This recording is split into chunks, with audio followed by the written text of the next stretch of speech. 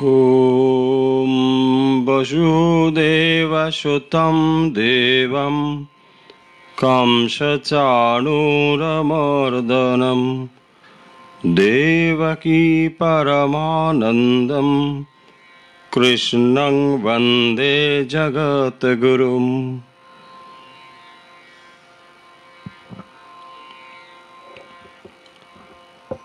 আজকের এই অনুধ্যানে এই মুহূর্তে যারা আমাদের সঙ্গে যুক্ত রয়েছেন, ঠাকুর মা স্বামীজির ভক্ত ও ভাবানুরাগী বৃন্দ, সবাইকে আন্তরিক শুভেচ্ছা। এবং আজকে যারা প্রথম আমাদের সঙ্গে এই মুহূর্তে যুক্ত হয়েছেন তাদেরকেও আন্তরিকভাবে স্বাগত জানাই আজকের অনুষ্ঠানে। আপনারা জানেন যে আমরা গত 2 মাসেরও বেশি সময় ধরে নিয়মিতভাবে ঠাকুর মা স্বামীজির বিষয় এবং অন্যান্য ধর্মীয় বিষয়ে এখানে আলোচনা করে আসছি এবং খানিকটা সময় আমরা প্রাণায়াম ও ধ্যান অভ্যাস করে থাকি। আজকেও একইভাবে আমরা অনুধ্যান এবং অভ্যাস করব। আজকের অনুধ্যানের বিষয় আপনারা ইতিমধ্যে জেনে গিয়েছেন। আজ আমরা শ্রীমদ্ ভগবদ গীতা নিয়ে খানিকটা আলোচনা করব এবং তারপর অন্যান্য দিনের মতো অভ্যাস করব। আশা করি আপনারা এই মুহূর্তে প্রস্তুত। আপনারা প্রস্তুত হলে আমরা শুরু করব।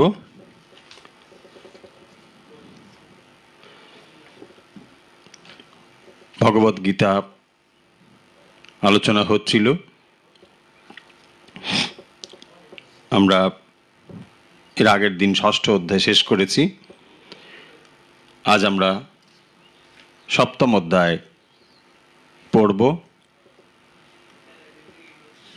আপনাদের কাছে,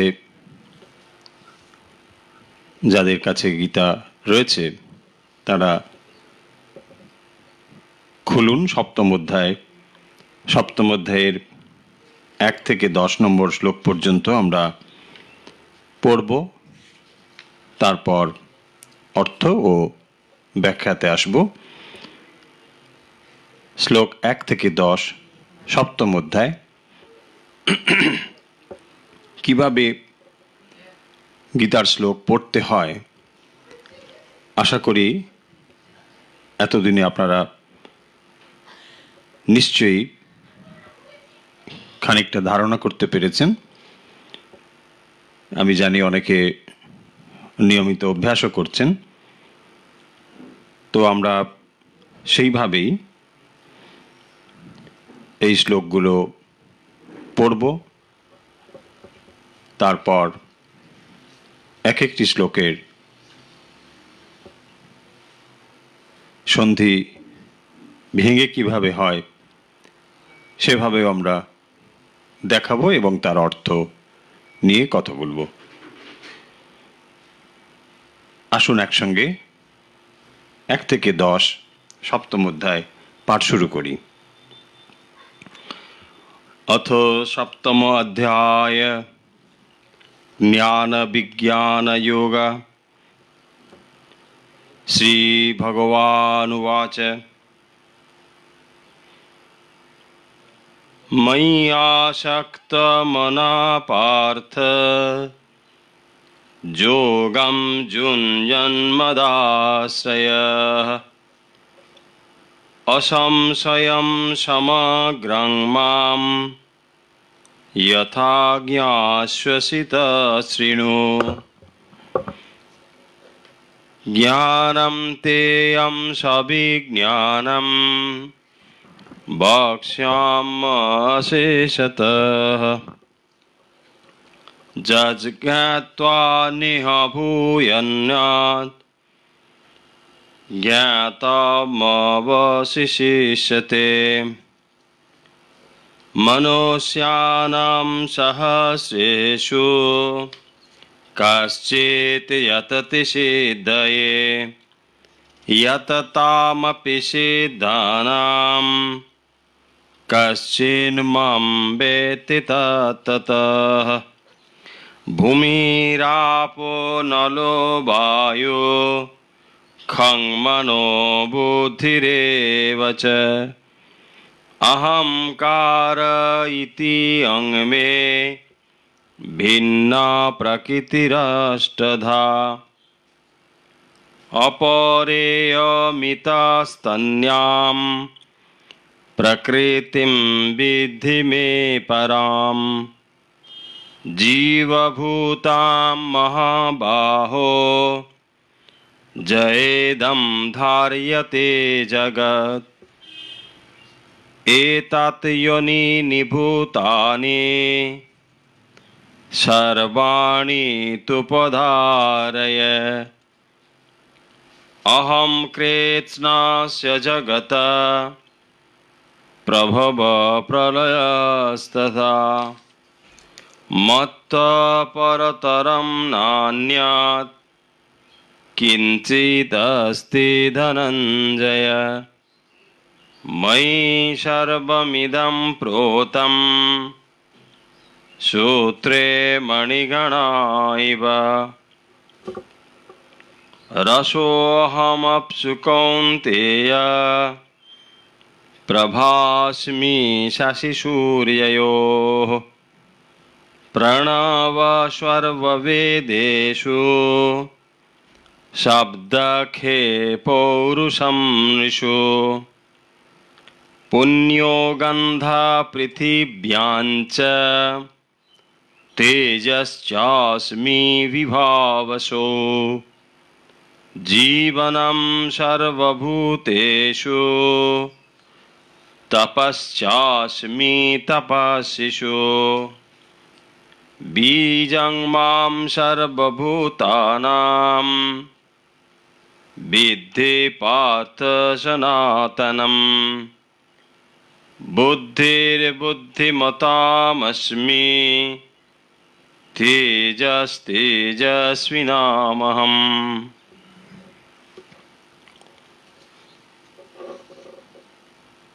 আমরা সপ্তম অধ্যায় পড়ছি। সপ্তম অধ্যায়ের নাম জ্ঞান বিজ্ঞান যোগ।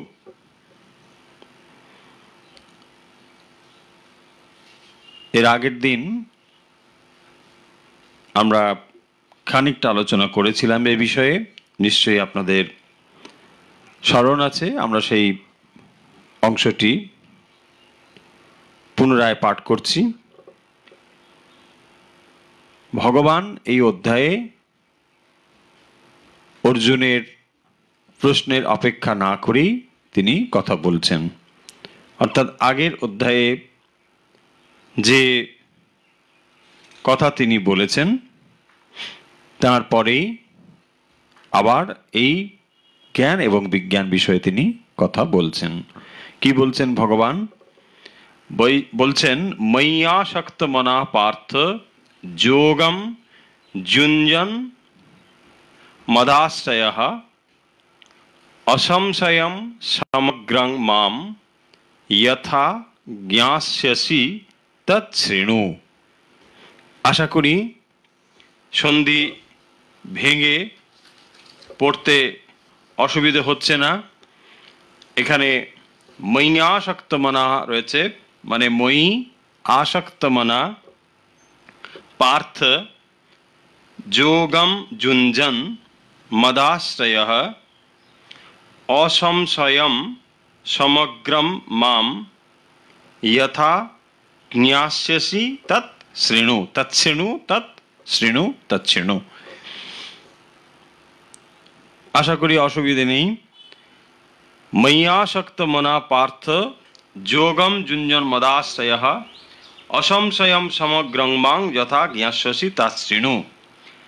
হে পার্থ, তুমি আমাতে নিবিষ্ট চিত্ত হয়ে এবং একমাত্র আমার শরণাগত হয়ে যোগ অভ্যাস করলে আমার সর্ববিভূতিরূপ সমগ্র স্বরূপকে নিঃসংশয়ে জানতে পারবে, তা শ্রবণ করো। ভগবান অর্জুনকে বলছেন, ময়্যাসক্ত মনা যুঞ্জন মদাশ্রয়, দুটো শব্দ, মদ আশ্রয় এবং ময়ি আসক্ত মনা, দুটো কথা এখানে বললেন। আমাতে আসক্ত মনাহা মানে তুমি অন্য বিষয়ে যে আসক্তি রয়েছে তাকে ফিরিয়ে নিয়ে এসো, সেটি আমাতে আসক্ত হও। বলছেন ময়্যাসক্ত মনা, আর কি বললেন, যুঞ্জন মদাশ্রয়, তুমি আমার আশ্রয় গ্রহণ করো এবং আমাতে আসক্ত মনা হও। আশ্রয় গ্রহণ করেও অনেক সময় আসক্ত মনা নাও হতে পারে। তাই ভগবান এখানে দুটো কথা বললেন, দুটো পৃথক শব্দ। আশ্রয় গ্রহণ করা লৌকিকভাবেও আমরা দেখতে পাই, যখন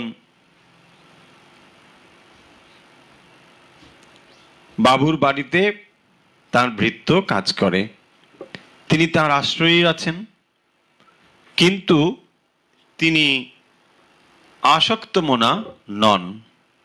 যদিও তিনি তার আশ্রয়ে রয়েছেন, তবুও তার মন পড়ে রয়েছে গ্রামে, তার বাড়িতে। তাই তিনি আশ্রয় গ্রহণ করলেও আসক্ত মনা নাও হতে পারেন। সেই জন্যে ভগবান বলছেন, যদি তুমি আমাতে আসক্ত মনা হও এবং যোগযুক্ত হও, আশ্রয় গ্রহণ করো, অসংশয়ম সমগ্রাং মাম যথা জ্ঞাস্যসি তচ্ছৃণু, আমার এই যে সর্ববিভূতিযুক্ত সমগ্র স্বরূপ, সেইটি তুমি জানতে পারবে এবং তৎশ্রেণু মানে আমি সেটি বলছি, তুমি শোনো। ভগবান তার সেই সমগ্র রূপের কথা বলবেন। অর্জুনকে বলছেন, যেহেতু তুমি শরণাগত, তুমি শ্রবণের উপযুক্ত, তোমাকেই উপদেশ দান করা যায়। তাই ভগবান যখন অর্জুনের এই রকম মনোভাব জানতে পেরেছেন, তখন তিনি তাকে এই উপদেশ দান করছেন। জ্ঞানম তেহম সবিজ্ঞানম ইদম বক্ষ্যামি অশেষতঃ, বক্ষ্যাম্যশেষতঃ, যজ জ্ঞাত্বা নেহ ভূয়ন্যজ ভূয়ো অন্যজ, না নেহ ভূয়ো অন্যজ জ্ঞাতব্যম অবশিষ্যতে। আমি তোমাকে সেই জ্ঞান দান করছি। কি সেই জ্ঞান? বলছেন, জ্ঞানম তে অহম সবিজ্ঞানম ইদম, জ্ঞানম তে অহম সবিজ্ঞানম ইদম বক্ষ্যামি অশেষতঃ। তারপরে বলছেন, যৎ জ্ঞাত্বা, যেটি জানলে, ন ইহ ভূয় অন্যজ, ভূয় অন্যজ মানে ভূয় অন্যত, জ্ঞাতব্যম অবশিষ্যতে, যেইটি জানলে তোমার আর কোনো কিছু জানা বাকি থাকে না। সেই জ্ঞানই ভগবান বলতে চলেছেন, দান করতে চলেছেন। তাহলে ভগবান অর্জুনকে কি বলছেন? বলছেন, জ্ঞানম তেহম সবিজ্ঞানম ইদম বক্ষ্যামি অশেষতঃ। ইদং মানে এই জ্ঞান, সেই জ্ঞানটি আমি বলছি অশেষতঃ, যা তিনি অর্জুনকে পরিপূর্ণভাবে সেই জ্ঞানের কথা বলছেন। যজ জ্ঞাত্বা, যেইটি জানলে কি হয়, নেহ ভূয় অন্যজ জ্ঞাতম জ্ঞাতব্যম অবশিষ্যতে, তোমার আর কিছু জানার বাকি থাকে না। ভগবান সেই জ্ঞানই তাকে দান করছেন যেইটি জানলে আর অন্য কিছু জানার আকাঙ্ক্ষা অপেক্ষা থাকে না। তাহলে 1 এবং 2 নম্বর শ্লোকে আমরা কি পড়লাম? 1 নম্বর শ্লোকে বলছেন, ময়্যাসক্ত মনা পার্থ যোগম যুঞ্জন মদাশ্রয়, মানে যোগযুক্ত হয়ে তুমি আমাতে আশ্রয় হয়ে এবং শরণাপন্ন হয়ে, যোগ বিভূতিযুক্তভাবে যে যোগ, সেই জন্য বললেন সমগ্রং মাম, এই সমগ্র রূপটি নিঃসংশয়ে জানতে পারলে তোমার সমস্ত জানা হয়। তাই আমি বলতে যাচ্ছি, তুমি শ্রবণ করো, শোনো। 2 নম্বর শ্লোকে বলছেন এই জ্ঞান কিরকম জ্ঞান, যা ভগবান অর্জুনকে বলতে অপেক্ষা করছেন, বলবেন, সেই জ্ঞান সম্পর্কে তিনি বলছেন কিরকম জ্ঞান। কেন এটি বললেন? কোনো একটি বিষয় জানার পূর্বে বা বলার পূর্বে তার সম্পর্কে খানিকটা ধারণা দেওয়া হচ্ছে। তাহলে কি হয়, আমাদের আকাঙ্ক্ষা আরো বৃদ্ধি পায়, আমরা আরো আগ্রহী হই যে যে বিষয়টি ভগবান বলছেন সে বিষয়টি আসলে কি। তাই সংক্ষেপে সেই বিষয়টি তিনি বলছেন। তার দ্বারা আমরা যে বিষয় জানতে যাচ্ছি বা ভগবান যে বিষয় বলবেন সে বিষয় সম্পর্কে খানিকটা ধারণা করতে পারি। তিনি এখানে কি বলবেন? জ্ঞানম তেয়ম সবিজ্ঞানম ইদম বক্ষ্যামি অশেষতঃ যৎ জ্ঞাত্বা নেহ ভূয় অন্যজ, মানে ভূয় অন্যত জ্ঞাতব্যম অবশিষ্যতে। এইটি জানার পর তোমার আর অন্য কোনো জানার অপেক্ষা থাকবে না, আকাঙ্ক্ষা থাকবে না। তাহলে ভগবান 1 এবং 2 নম্বর শ্লোকে কি বললেন? তুমি আমার আশ্রয় গ্রহণ করেছো, তুমি আমাতে আসক্ত মনা, এই অবস্থায় বা এই রকম ভাবে যোগযুক্ত হয়ে তুমি যে জ্ঞান লাভ করতে পারো যোগ অভ্যাস করলে, সেই সামগ্রিক জ্ঞান, বিভূতিযুক্ত জ্ঞান আমি তোমায় বলছি, শ্রবণ করো। এবং এই জ্ঞানটি লাভ করলে কি হয় না, এই জ্ঞান লাভ করলে তোমার আর কোনো কিছু জানার ইচ্ছে থাকে না। পরিষ্কার হয়েছে?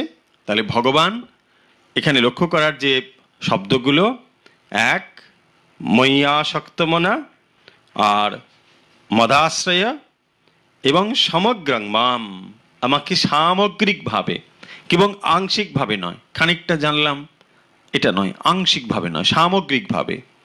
আমরা উপমা দিয়েছিলাম, অন্ধের হস্তি দর্শনের কথা বলেছিলাম, নিশ্চয়ই মনে আছে আপনাদের। হাতি কিরকম? একজন অন্ধ, তার দৃষ্টিশক্তি নেই, সে কিভাবে দেখবে? স্পর্শ করে।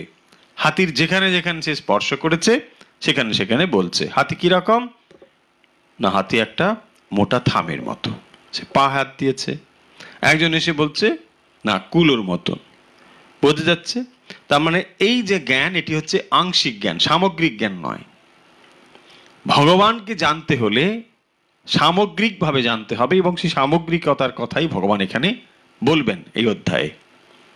তাই বলছেন সমগ্রং মাম, আমাকে যে সামগ্রিকভাবে জানে সেই কেবল জানে, কেবল আংশিকভাবে জানলে সেটা জানা হলো না। আমরা খানিকটা জানলাম,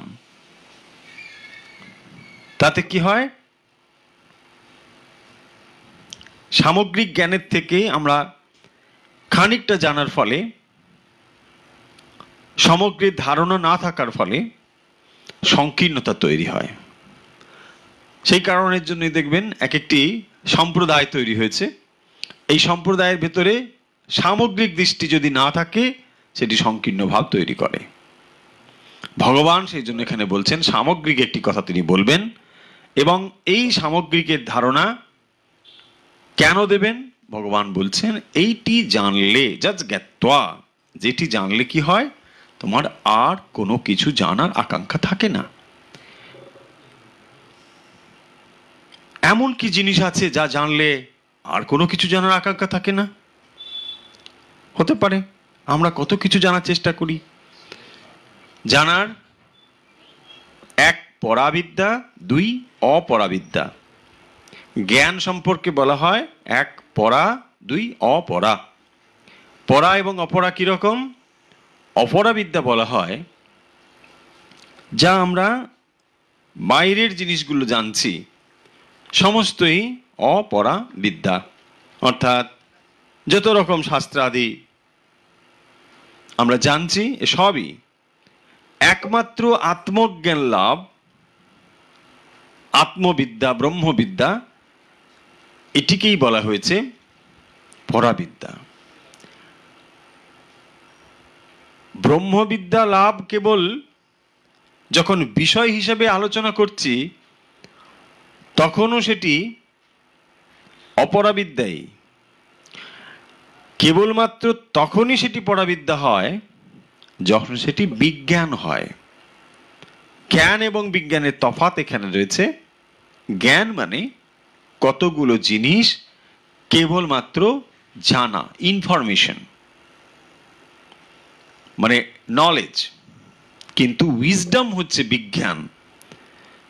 এর আলোচনা আগের দিন আমরা করেছি, নিশ্চয়ই আপনাদের মনে আছে, যেখানে দুধের প্রসঙ্গ বলেছিলাম। শ্রীরামকৃষ্ণেরই দেওয়া উপমা। তিনি বলেছিলেন যে কেউ দুধ শুনেছে, কেউ দেখেছে, কেউ খেয়েছে, কেউ হৃষ্টপুষ্ট হয়েছে। অনেকগুলো স্তর বলেছেন। কেউ দুধ শুনেছে, দেখা হয়নি।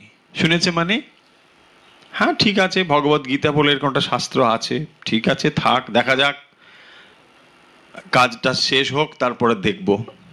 এই হচ্ছে শোনা। কিছুই হলো না। তারপরে যখন সুযোগ হয়তো এসে উপস্থিত হলো, তখন আর আগ্রহটাও হয়তো কমে গিয়েছে। যাই হোক, তাহলে এই কেবলমাত্র দাঁড়ালো কি? শোনা। জিনিসগুলো শুনেছে, কেউ শুনেছে এরকম শাস্ত্র হয়, ভগবত গীতা হয়, ভগবান বলে একটি জিনিস আছে, ও আচ্ছা, এরকম শোনা থাকলো, এটা শোনা। তারপরে কেউ দেখেছে, ধরুন শাস্ত্রের কথাই যদি হয়, কেউ ভগবত গীতা কি দেখেছে। কোথায় আছে? ঠাকুর ঘরে একটা কাপড় দিয়ে মোড়া আছে। কি হয়? পরীক্ষায় যাওয়ার সময় বা কোনো এমন কাজ যার সম্ভাবনা খুব কম আছে, সেই সব কাজে যাওয়ার সময় একটু মাথায় ঠেকিয়ে যেতে হয়। এইটুকুই জানা ছিল। তাহলে কি হলো? এটা ওই পর্যন্তই ছিল। তাহলে দেখা, জানা, কেউ শুনেছে, কেউ দেখেছে, তাতেও কিছু হলো না। শ্রীরামকৃষ্ণ বলছেন দুধ কেউ শুনেছে, দেখেছে, কেউ খেয়েছে।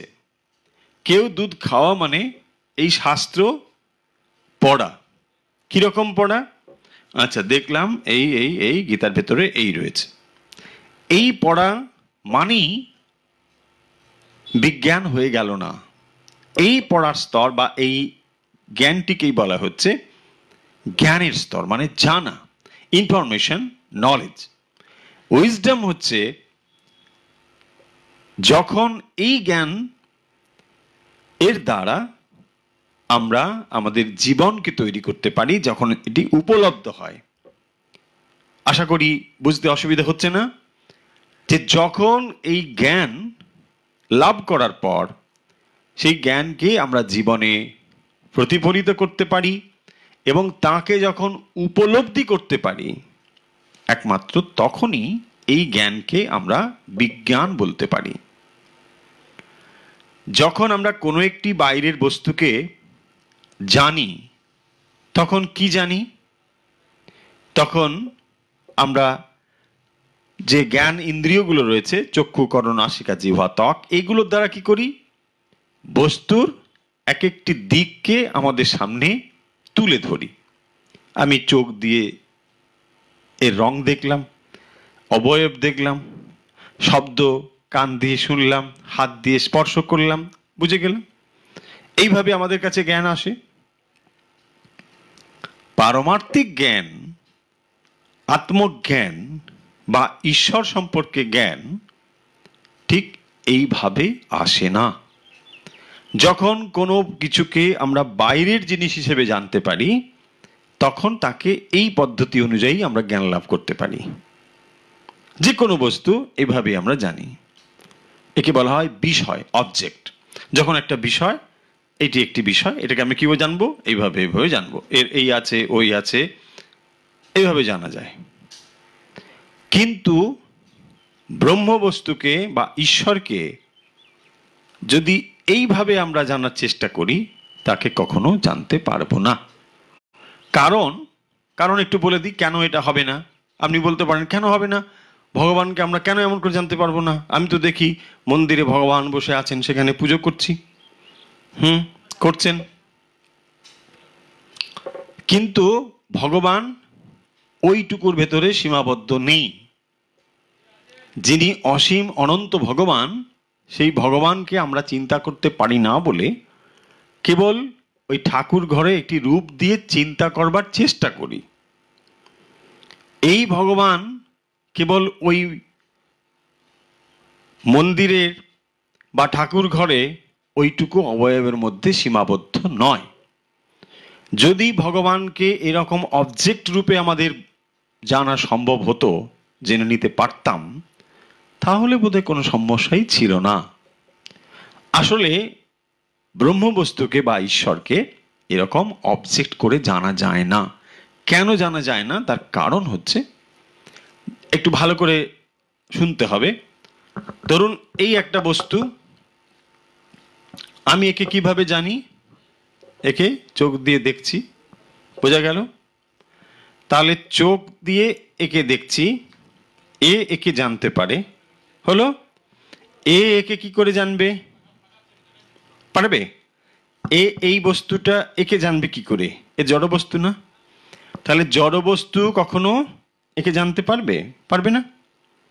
ঠিক সেরকম ভাবে আমি, অর্থাৎ এই চোখ একে দেখতে পায়, কিন্তু একে দেখতে পায় না। এইভাবে বিচার করে করে গেলে দেখতে পাবো চোখ, কান, নাসিকা, জিহ্বা এবং ত্বক, এই যে ইন্দ্রিয়, তার পেছনে রয়েছে কে? মন। এবং মনের পেছনে রয়েছে বুদ্ধি, বুদ্ধির পেছনে রয়েছে চেতন আত্মা। এই আত্মা ছাড়া যে উপাদানগুলোর নাম বললাম, অর্থাৎ ইন্দ্রিয়, মন, বুদ্ধি, এসব কোটি জড় বস্তু। তাহলে জড় বস্তুর কখনো অনুভব শক্তি থাকবে? থাকবে না। জড় কখনো অনুভব করতে পারে না। আপনি যখন কোথাও স্পর্শ করলেন, হ্যাঁ এটা গরম, এটা ঠান্ডা, ঠিক এটা আপনি বুঝতে পারেন। বা যখন আপনি দেখলেন, বা যখন আপনি শ্রবণ করছেন, চেতনেরই একমাত্র অনুভব শক্তি থাকে। অন্য জড় পদার্থের কখনো অনুভব শক্তি থাকে না। ফলে আমরা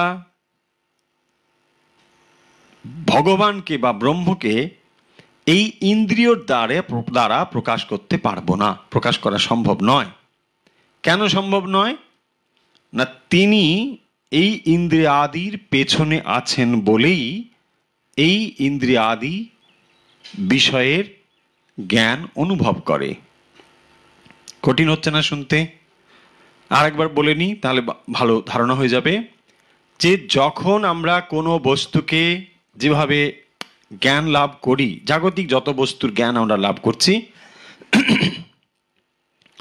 কিভাবে আমরা জানলাম বা জানছি কি করে? অবজেক্ট হিসাবে, বস্তু হিসেবে। এটি হলো জ্ঞানের বস্তু। যখন আপনি কোনো একটা বই পড়ছেন, কি পড়ছেন? এই বইয়ের ভেতরে যে যে বিষয়গুলো রয়েছে লেখা, আপনি সেগুলোকে দেখছেন।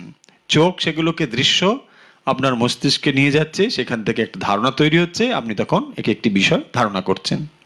এটা অবজেক্ট হিসেবে বাইরে একটা জিনিস এলো, দেখছেন। ঠিক এইভাবেই আমরা এই বহির্জগতের সমস্ত জ্ঞান এইভাবেই পাই।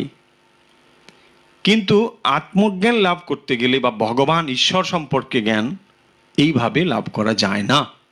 কেন লাভ করা যায় না সে কথা একটু আগে বললাম, যে যখন আমরা কোনো বস্তুর জ্ঞান আমরা নিচ্ছি, তখন সেটি হচ্ছে বিষয়। বিষয়ে চোখ দিয়ে যখন বিষয়কে দেখছি, তখন একে দেখতে পারে, কিন্তু এর কোনো ক্ষমতা নাই একে দেখার। কেন নেই না, এ জড়বস্তু। জড়বস্তু কখনো চেতন বস্তুকে প্রকাশ করতে পারে না। প্রকাশ ধর্ম একমাত্র চেতনের রয়েছে, চৈতন্যের রয়েছে। সেই কারণের জন্যই আমরা একে কখনো প্রকাশ করতে পারছি না, এ আমাকে প্রকাশ করতে পারে না। সেই কারণের জন্যই যে বিষয়ের ভেতর দিয়ে আমরা ইন্দ্রিয়কে বা বস্তুর জ্ঞান লাভ করি, মানে চক্ষু, কর্ণ, নাসিকা, জিহ্বা ইত্যাদি পঞ্চ ইন্দ্রিয় এবং মন, বুদ্ধি, এ সমস্তই জড়বস্তু। তাই জড়বস্তুর পেছনে যে চেতন বস্তু রয়েছে তার দ্বারা আমরা জ্ঞান লাভ করি বলে এই ইন্দ্রিয়গুলো তাকে কখনো প্রকাশ করতে পারে না। হয়েছে? আশা করি জিনিসটি মোটামুটি ধারণা করতে পেরেছেন। তাহলে যখন ভগবান এখানে বলছেন আমি সেই সামগ্রিক জ্ঞান দান করব এবং যেইটি জানলে তোমার সব জানা হয়ে যাবে, তাহলে আমি এমন কি জ্ঞান রয়েছে, এমন কি জিনিস রয়েছে যা জানলে সব জানা হয়। এইটি আমাদের ভারতবর্ষের ঋষিদের জানা ছিল যে এমন একটি জিনিস আছে যা জানলে সব জানা হয়ে যায়, তার আর জানার কিছু বাকি থাকে না। সেই জিনিসটি কি? সেটি হচ্ছে আত্মজ্ঞান বা ব্রহ্মজ্ঞান, যেইটি জানলে আর কোনো জানার বাকি থাকে না। তার মানে যখন আমরা বলি ব্রহ্মজ্ঞ পুরুষ, সর্বজ্ঞ পুরুষ, সর্বজ্ঞ কথার অর্থ হচ্ছে তিনি সমস্ত কিছুকে সামান্যত জানেন, বিশেষত নয়। এ কথা দুটোর অর্থ কিরকম? যিনি ব্রহ্মজ্ঞ মহাপুরুষ তিনি যে সব পৃথক পৃথক করে সব কিছু জানেন তেমন নাও হতে পারে। কেন না, ধরুন তিনি অন্যান্য বিষয়, যেমন তিনি কি বিজ্ঞান জানেন, তিনি কি অঙ্ক জানেন, তিনি কি ইংরেজি জানেন, এই যে আমরা বিশেষ বিশেষ জ্ঞান বললাম, এটি তিনি নাও জানতে পারেন। কিন্তু তিনি সমস্ত জ্ঞানের যে মূল সেটি জানেন, যেখান থেকে জ্ঞান উৎপন্ন হয়েছে তার মূলটি তিনি জানেন। যখন তিনি এই মূল জ্ঞান জানেন তখন তিনি সর্বজ্ঞ। তাই ঋষিরা সেই জ্ঞানটি জেনেছেন এবং সেটি তারা বলেছেন। সেটি কি? সেই জ্ঞান লাভ করলে, তাই ভগবান এখানে বলছেন আমি তোমাকে সেই জ্ঞান বলবো যা লাভ করলে তোমার আর কোনো জানার বাকি থাকে না। এমন একটি জিনিস আছে যা জানলে তোমার সমস্ত জানা হয়ে যায়, সেই জ্ঞানের কথা তিনি বলবেন।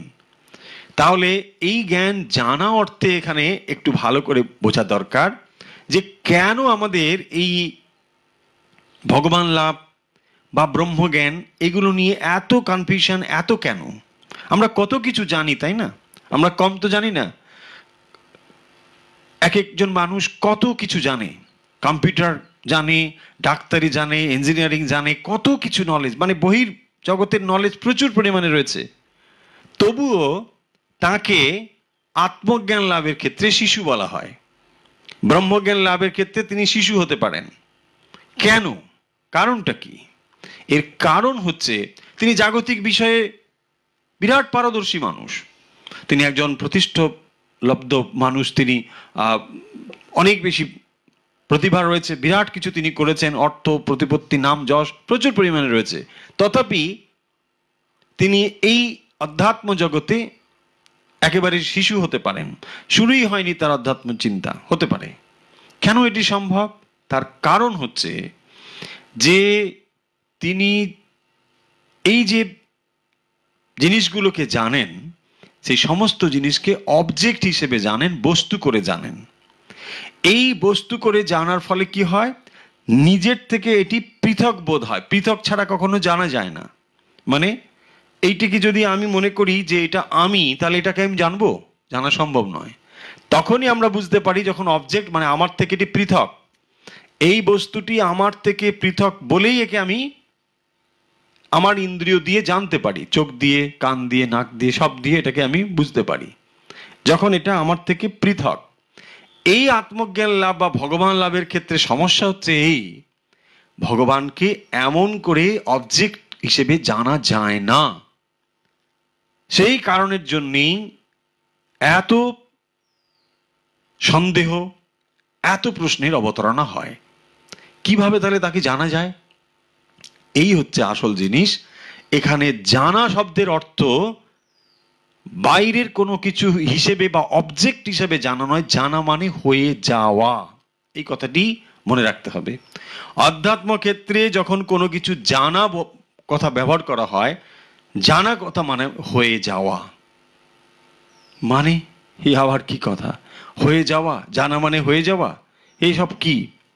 যখন আমি বলি এটা আম, আম, আম, এই আমটাকে জানা মানে আমটা হয়ে যাওয়া? কখনোই তা নয়। এটা আম রয়েছে, আমরা বলে দিলাম এটা এই রকম, এটাই দেখতে, এটা এই আম, এটা তার একটা পার্টিকুলার নাম আমরা বলে দিলাম, বলতে পারি। কিন্তু এই জানা অবজেক্ট হিসেবে জানা, যখন কোনো বস্তুকে বিষয় রূপে আমরা জানবো, তখন এই পদ্ধতি অনুযায়ী জানা যায়। আত্মজ্ঞান লাভ বা ভগবান লাভ বা ব্রহ্মজ্ঞান লাভ যাই বলুন না কেন, এই জানা হচ্ছে হয়ে যাওয়া, আত্মস্বরূপ হয়ে যাওয়া। কারণ ভগবান আসলে বাইরের কোনো বস্তু নয়। ভগবান যদি বাইরের কোনো বস্তু হতো তাকে জানা যায়। যেমন আপনি একটি অবয়ব, মূর্তি, মূর্তি জানা যায়, কিন্তু মূর্তি যাকে প্রকাশ করছেন তাকে মূর্তির মতো করে জানা যায় না। মূর্তি তো একটি জিনিসকে প্রকাশ করে, মূর্তির পেছনে তো একটি তত্ত্ব রয়েছে, সেই তত্ত্বকে জানার নাম ভগবান লাভ। সেই তত্ত্বকে জানা যখন প্রয়োজন, তাকে ওই পদ্ধতিতে জানা যায় না। এই জানা মানে হয়ে যাওয়া। সেই কথাটি ভগবান বলছেন যে তাহলে এই জ্ঞানের কথা তিনি বলছেন, যে জ্ঞান এবং বিজ্ঞানের যে তফাৎ বললাম, যত সময় পর্যন্ত আমরা কেবলমাত্র বাইরের জিনিস হিসেবে কোনো কিছু জিনিসকে জানলাম, তখন সেটি জানা হলো, বিজ্ঞান হলো না। যেমন কোনো একটি তত্ত্ব আমার জানা হলো, কি হয়? ফিলোসফি পড়েছি, ফিলোসফি এই এই এই দর্শন শাস্ত্র অনেক কিছু পড়া হয়েছে। এই যে পড়ে কি হলো? পরীক্ষায় অনেক নম্বর পাওয়া হলো, এটা জানা হলো, বিজ্ঞান হলো না। পরীক্ষা পাশের জন্য ওটা যথেষ্ট ছিল, ডিগ্রির জন্য ওটা যথেষ্ট ছিল, বিরাট ডিগ্রি হয়ে গেল, অনেক ডিগ্রি, কোনো অসুবিধে নেই। কিন্তু ওই তত্ত্ব যে জিনিসকে প্রকাশ করে তা উপলব্ধি হলো না, তাহলে কোনো লাভ নেই। লাভ নেই মানে ওই ক্ষেত্রে লাভ রয়েছে, আপনার ডিগ্রি পাওয়া হয়ে গেল, কিন্তু বিজ্ঞান হলো না। এই কথাই বলছেন যে দুধ শুনেছে এবং দেখেছে, কিন্তু যখন সে খেয়ে হৃষ্টপুষ্ট হলো, এইটাই হচ্ছে দুধের তাৎপর্য। শাস্ত্রের তাৎপর্য হচ্ছে এই, কেবলমাত্র শাস্ত্রগুলোকে অধ্যয়ন করা নয়। শ্রীরামকৃষ্ণ বলছেন, দেখবে কি সুন্দর উপমা দিয়েছেন শ্রীরামকৃষ্ণ। বলছেন একটা কাগজ হারিয়ে গেছে, চিঠি হারিয়ে গিয়েছে। কি কি চিঠি? কোথায় গেল, কোথায় গেল চিঠি? সেখানে আত্মীয় বাড়ি থেকে চিঠিটা এসেছে, লেখা রয়েছে তত্ত্ব পাঠাতে হবে, বিয়ের তত্ত্ব, এই এই এই এই এই এই লেখা রয়েছে। এই কাগজটা হারিয়ে গিয়েছে বলে, চিঠিটি হারিয়ে গিয়েছে বলে চারিদিকে খোঁজা চলছে। একজন দেখলো চিঠি কোথায় কোথায়, ও পাওয়া গেল চিঠিটা। যেই চিঠিটা খুঁজে দেখলো এখানে লেখা রয়েছে এই পাঠাবে, এই পাঠাবে, ওই পাঠাবে।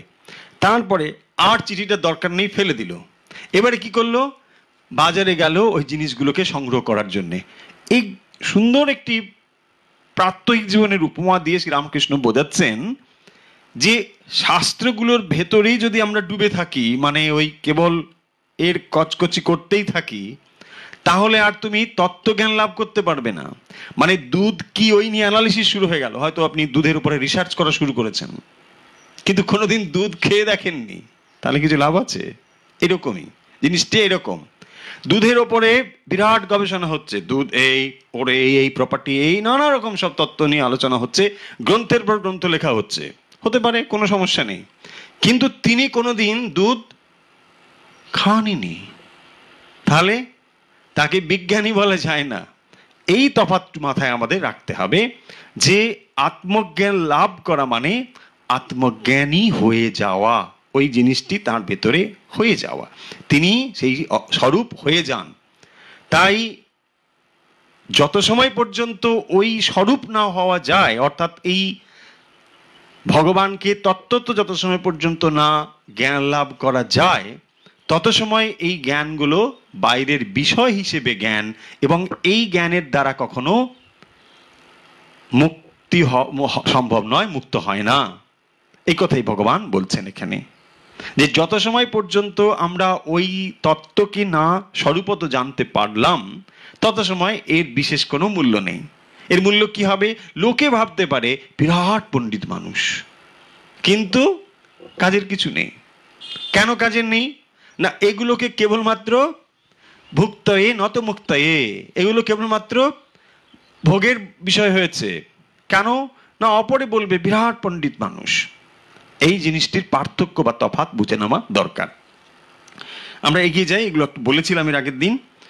3 নম্বর শ্লোকে ভগবান বলছেন, মনুষ্যানাম সহস্রেষু কশ্চিৎ যততি সিদ্ধয়ে যততামপি সিদ্ধানাম কশ্চিন মাং ব্যক্তি তত্ত্বতঃ। কি বলছেন এখানে? বলছেন মনুষ্যানাম সহস্রেষু, মনুষ্যের মধ্যে সহস্রেষু কশ্চিৎ যততি সিদ্ধয়ে যততামপি সিদ্ধানাম কশ্চিন মাং ব্যক্তি তত্ত্বতঃ। সন্ধি ভেঙে নিলে কিরকম হবে লক্ষ্য করুন।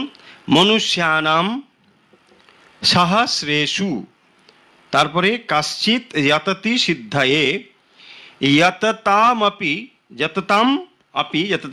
সিদ্ধানাম কশ্চিন মাম কশ্চিৎ যুক্ত মাম কশ্চিন মাম বেত্তি তত্ত্বতঃ। মনুষ্যানাম সহস্রেষু, ভগবান এখানে বলছেন যে এই তত্ত্বজ্ঞান লাভের রেশিও কি রকম। আমরা দেখি না, বড় বড় এক একটা এক্সামে থাকে না যে এত পার্সেন্ট পাস করলো, জয়েন্ট এন্ট্রান্স ইত্যাদি এরকম এক্সামগুলোতে কি থাকে, এবারে 4% পাস করলো, 5% মানে পাস করলো, এরকম থাকে না। এখানে পার্সেন্টেজটা আপনি হিসেব করে নিন নিজে নিজে। ভগবান বলছেন মনুষ্যানাম সহস্রেষু কশ্চিৎ যততি সিদ্ধয়ে, যততি মানে প্রযত্নশীল, তারাই কেবলমাত্র, সবাই নয়। কি বলছেন লক্ষ্য করুন, বলছেন সহস্র সহস্র মানুষের মধ্যে কখনো কেউ সিদ্ধির অর্থাৎ আত্মজ্ঞান লাভের যত্ন করে, সেই রকম যত্নশীল পুরুষের মধ্যে আবার কখনো কেউ তত্ত্বত আমাকে জানতে পারে। তার মানে ওই পরীক্ষা পাশের যে পার্সেন্টেজ, তার থেকে এ পার্সেন্টেজ 1000 গুণে লক্ষ গুণে মানে কম।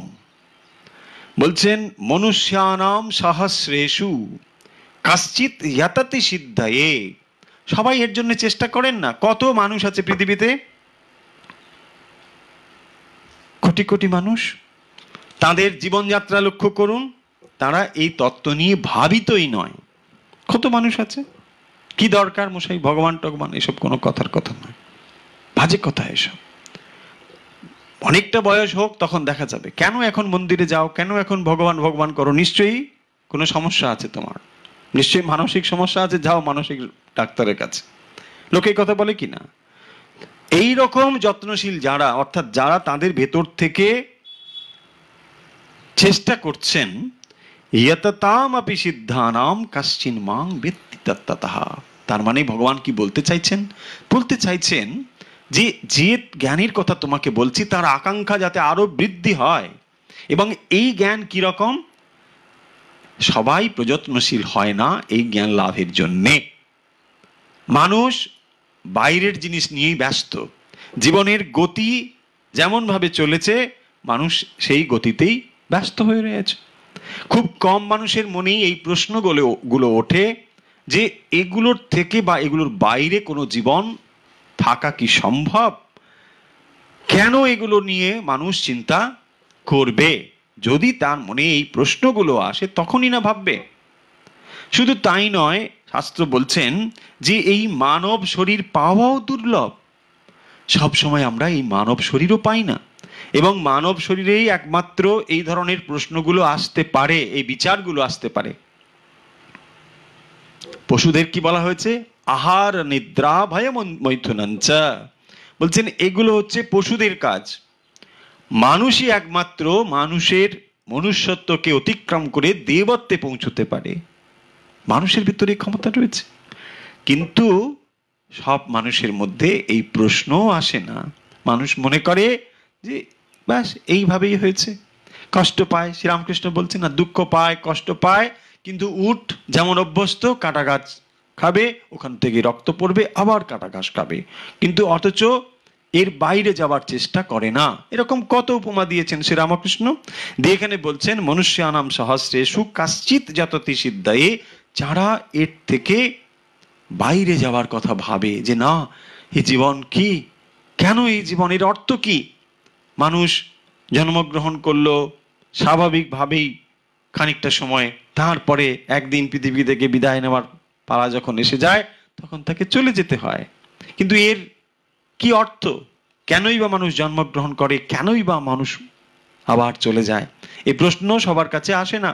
ভগবান বুদ্ধ যখন তার পিতা শুনলেন যে এর দুটো সম্ভাবনা রয়েছে, এক, এ পরাক্রমশালী বীর রাজা হতে পারে, আর না হলে এ সন্ন্যাসী হয়ে যাবে। তখন পিতা আশঙ্কা করলেন যে ছেলে যাতে সন্ন্যাসী না হয়, রাজপ্রাসাদে সমস্ত রকম আনন্দের উপকরণ সাজিয়ে দিলেন। রাজকুমার 18 বছর বয়স, তখন তার বিবাহ হলো, সমস্ত রকম আনন্দের উপকরণে রাজপ্রাসাদ পরিপূর্ণ। কিন্তু একদিন তিনি ভাবলেন যে না, আমি একটু বাইরে দেখি কি আছে। রথ নিয়ে বাইরে গিয়ে তিনি জগতের চিত্র দর্শন করছেন। কত মানুষই তো এই চিত্র দর্শন করে, কিন্তু তার মনে, রাজকুমারের মনে প্রশ্ন এলো যে এটা কে? না, মৃতদেহ। ও এরকম, এটা কি জরাগ্রস্ত? ও কেন?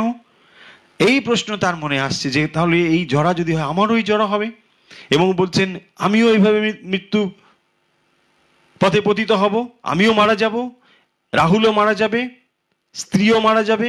এই প্রশ্ন যখন তার মাথায় এলো, তখন তিনি এর সমাধানের রাস্তা খুঁজছেন। এই সমস্যা যখন তার মাথায় এলো এবং তার থেকে যখন তিনি অতিক্রমের রাস্তা খুঁজছেন, তখনই তিনি পথ পেয়ে গেলেন।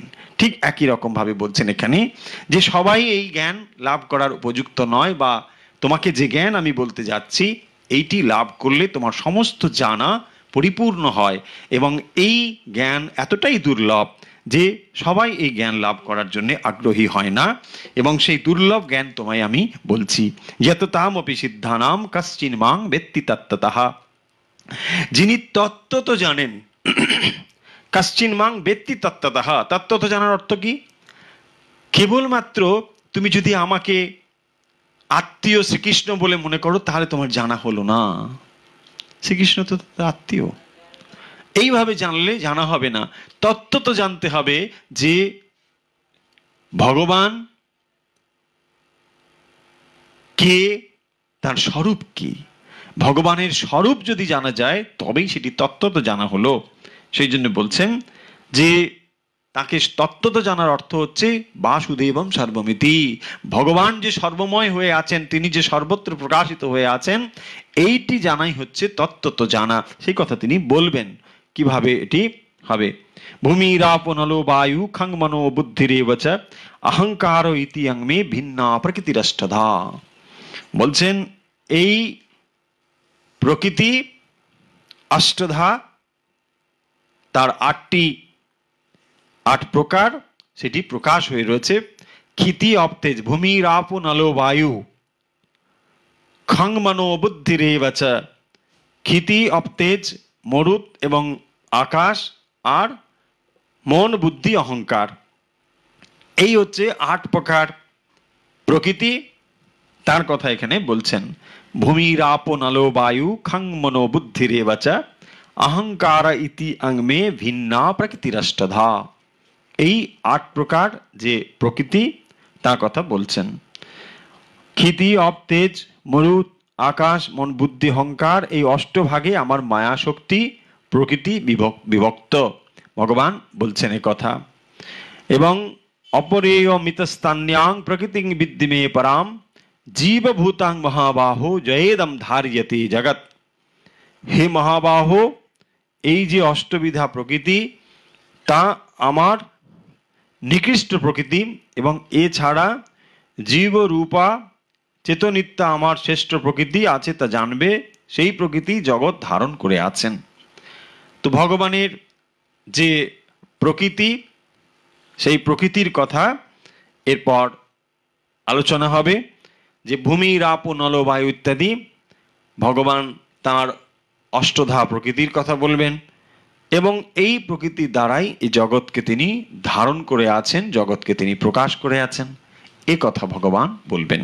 তাহলে আজকের আলোচনাগুলোকে যদি খুব সংক্ষেপে একসঙ্গে করে নিই, আজকে আমরা এই 3টে শ্লোক আগেও আমরা আলোচনা করেছি একদিন, তখন 6ষ্ঠ অধ্যায়ের কিছুটা অংশ বাকি ছিল।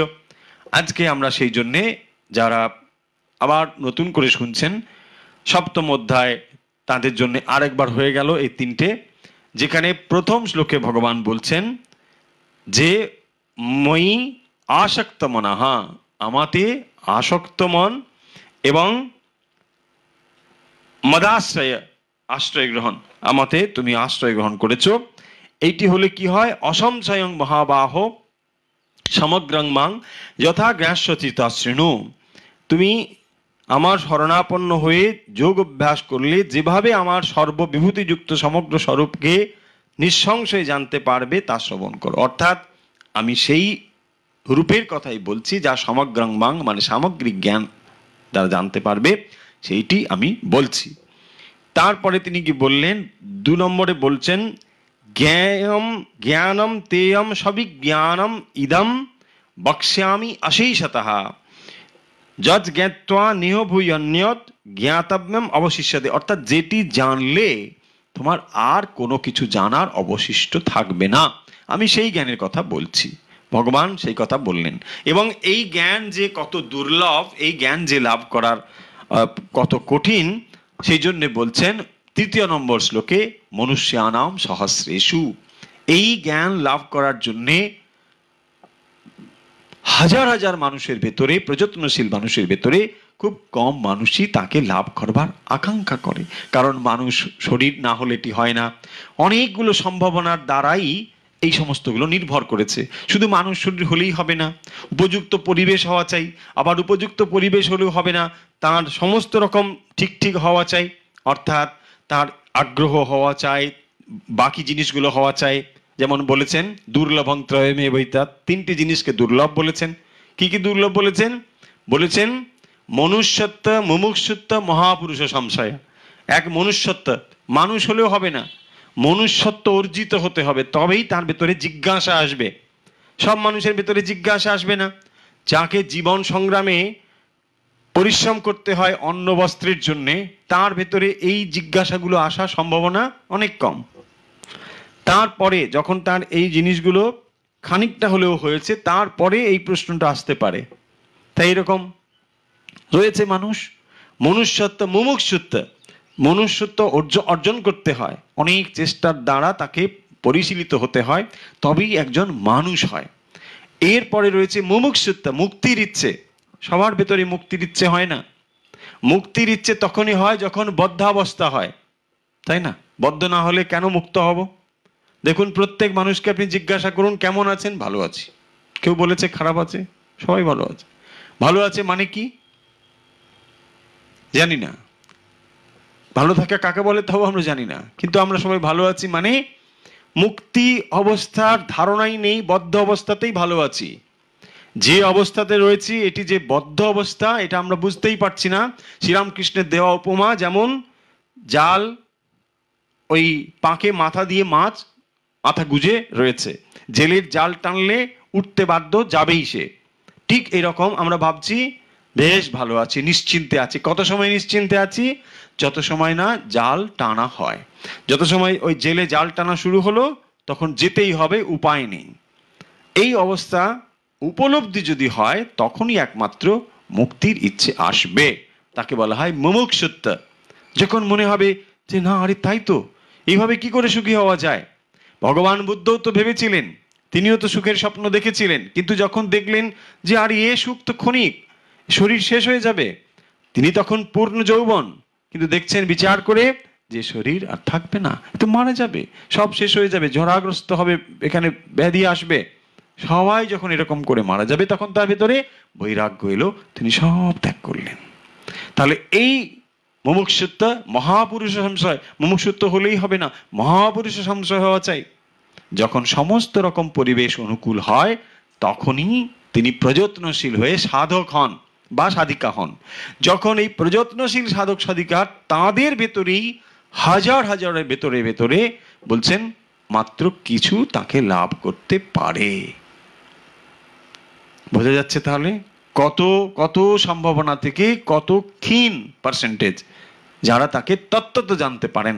ভগবান কেন বলছেন এই কথা? বলছেন এই জন্যে যে অর্জুন, তোমাকে যে জ্ঞানীর কথা বলছি তা সত্যি দুর্লভ।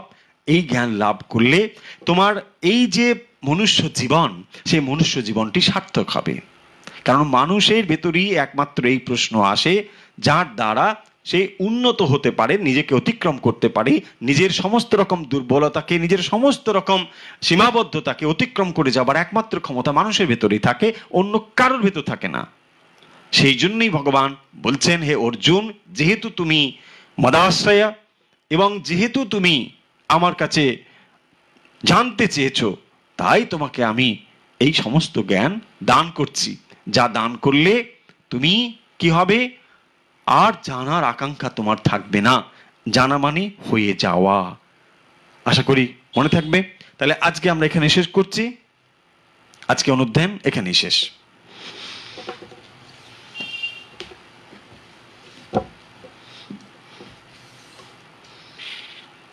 আসুন এখন অভ্যাসের জন্য প্রস্তুত হই।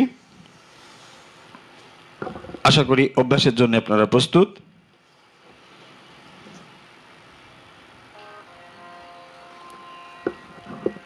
প্রস্তুত অভ্যাসের জন্য?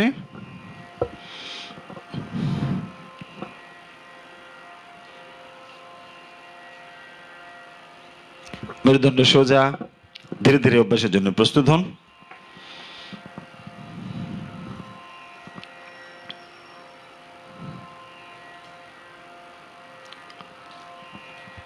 বেছে নিন যেমন আসন আপনার, সুখাসন, সিদ্ধাসন, পদ্মাসন বেছে নিন, অথবা চেয়ারে বসতে পারেন।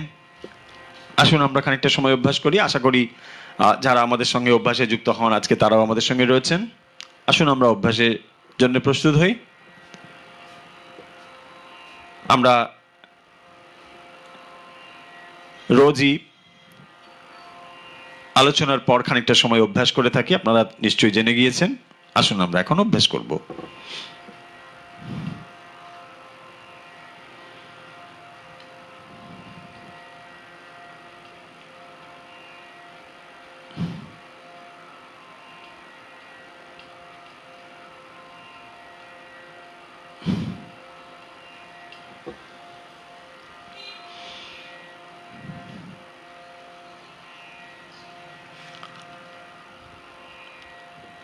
মেরুদণ্ড সোজা হয়েছে, মেরুদণ্ড সোজা করুন। ঘরে অতিরিক্ত আলো থাকলে কমিয়ে দিন, অতিরিক্ত শব্দ থাকলে কমিয়ে দিন। আপনি মানসিকভাবে প্রস্তুত আশা করি। আসুন আমরা অভ্যাস করা শুরু করি।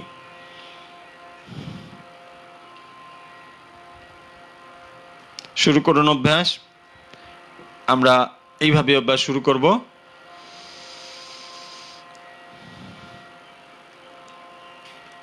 ডান দিক এইভাবে চেপে হালকা করে,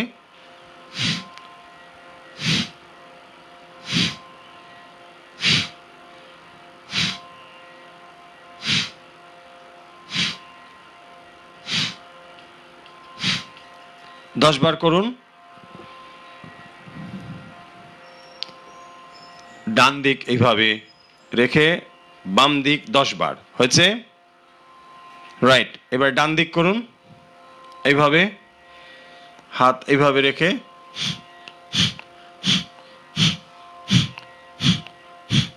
হচ্ছে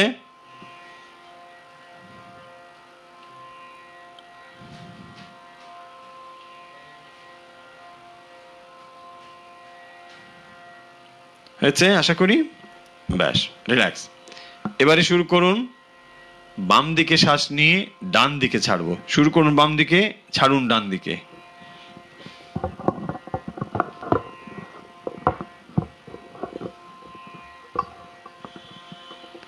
ডান দিকে এইভাবে, হ্যাঁ, শ্বাস নিন বাম দিকে, ছেড়ে দিন ডান দিকে।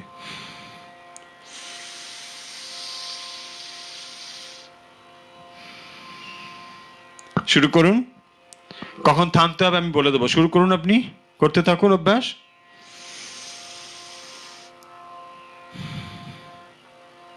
আপনি অভ্যাস করতে থাকুন।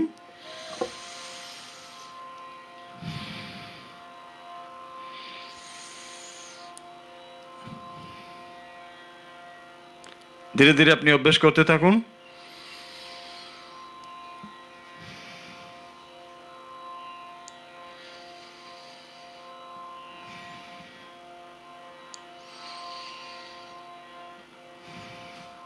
শ্বাস নিন ডান বাম দিকে, ছেড়ে দিন ধীরে ধীরে ডান দিকে। অভ্যাস করতে থাকুন।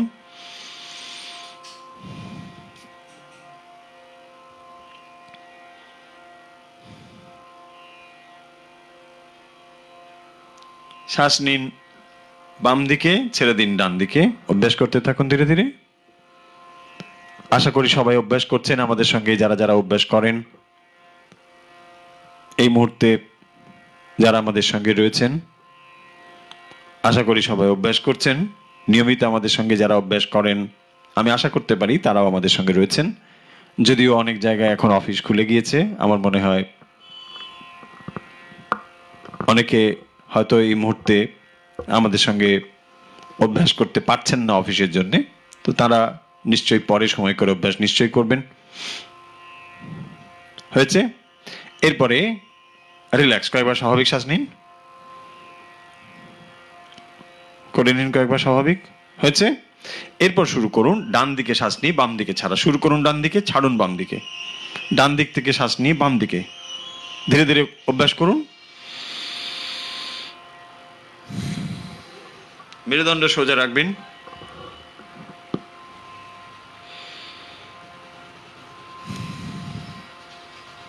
ধীরে ধীরে শ্বাস নিন ডান দিক দিয়ে,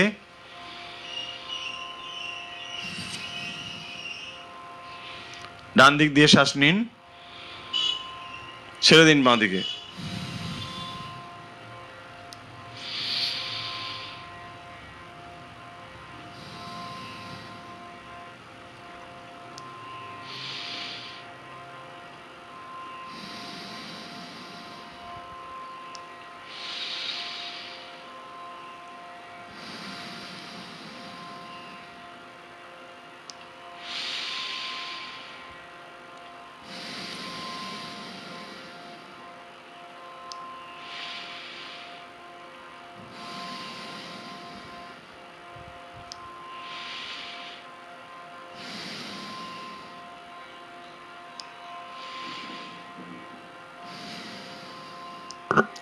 হয়েছে?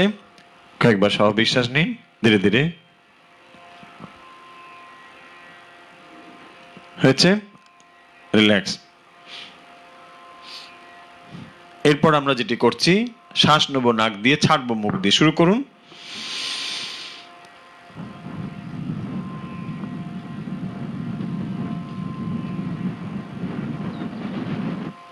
আপনি অভ্যাস করতে থাকুন।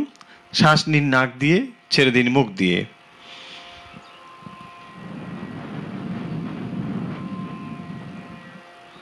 নাক দিয়ে শ্বাস ভেতরে টেনে নিন, যতটা নিতে পারেন নিয়ে নিন। তারপর আবার ছেড়ে দিন মুখ দিয়ে। ধীরে ধীরে মুখ দিয়ে ছাড়বেন। লক্ষ্য রাখবেন যতটা বেশি সময় ধরে আপনি ছাড়তে পারেন, কিন্তু থামবেন না একটানা।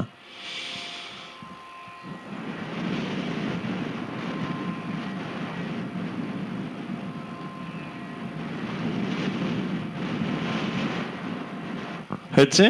করুন অভ্যাস, আমি থামলে বলে দেবো, অভ্যাস করতে থাকুন।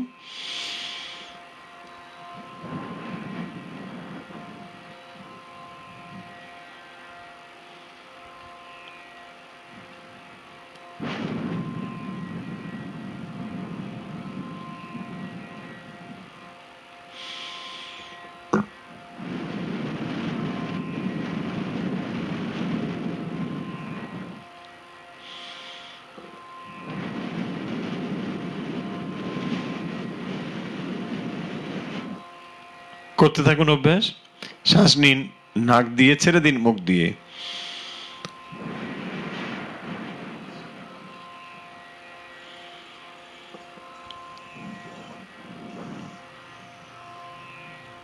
যখন শ্বাস নিচ্ছেন মনে মনে কল্পনা করুন প্রকৃতির অফুরন্ত প্রাণ শক্তিকে আপনি ভেতরে নিচ্ছেন, আর যখন ছাড়ছেন তখন মনে মনে কল্পনা করুন আপনার ভেতরে নেতিবাচক চিন্তা, রাগ, দ্বেষ, হিংসা বেরিয়ে যাচ্ছে।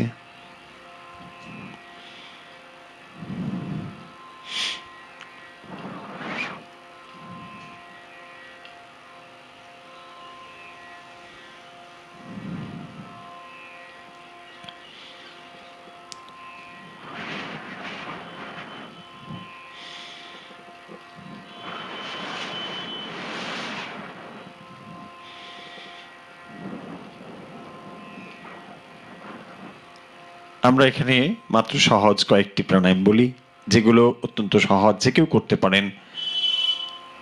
পূর্ণ সুস্থ যারা তারাও করতে পারেন, যারা খানিকটা অসুস্থ তারাও করতে পারেন, কোনো অসুবিধে নেই। ছোটরাও করতে পারো, বড়রাও করতে পারেন।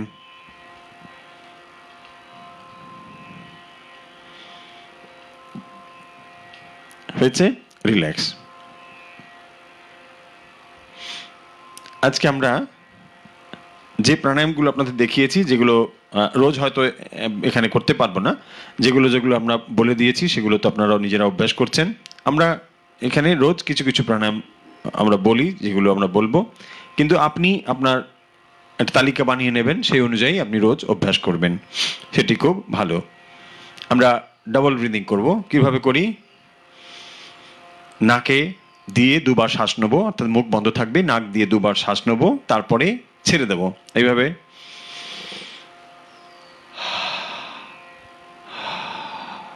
হয়েছে? শুরু করুন।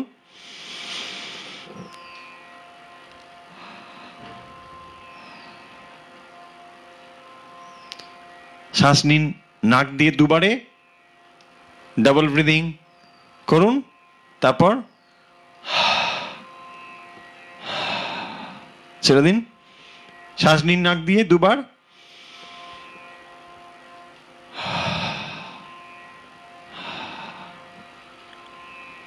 খুব অ্যাংজাইটি, টেনশন, ডিপ্রেশন, তাদের জন্য এটা ভীষণ জরুরি, তারা করতে পারেন।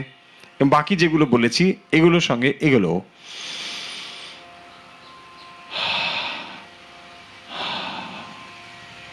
করুন।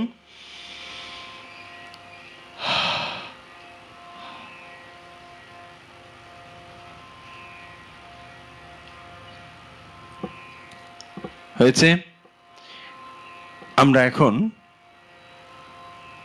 প্রণব প্রাণায়াম করব, দীর্ঘ প্রণব প্রাণায়াম, এবং ওখান থেকেই মেডিটেশনে চলে যাব। আশা করি প্রণব প্রাণায়াম সম্পর্কে নতুন করে বলার কিছু নেই। এটি যারা আমাদের এই অনুষ্ঠানের সঙ্গে যুক্ত আছেন, যারা বেশ কিছুদিন ধরে দেখছেন, তারা নিশ্চয়ই জানেন কিভাবে আমরা করি। আসলে এর আগে যে আমরা প্রাণায়ামটি করলাম, নাক দিয়ে শ্বাস নিলাম, মুখ দিয়ে ছাড়লাম, এই প্রাণায়ামের সঙ্গেই যখন ওঙ্কার যুক্ত করে ওই প্রাণায়ামটি করছি, তখন তাকে আমরা বলি প্রণব প্রাণায়াম। কিভাবে এটি করছি?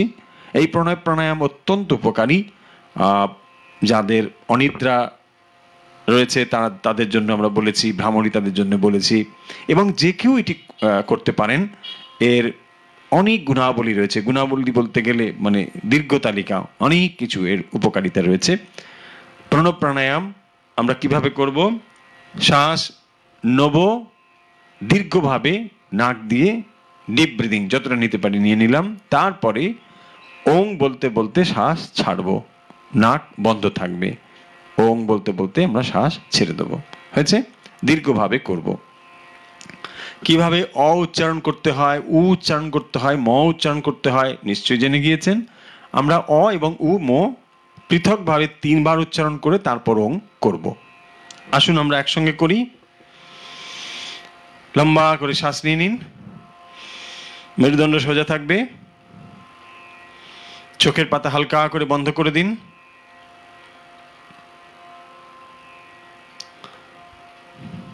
হয়েছে?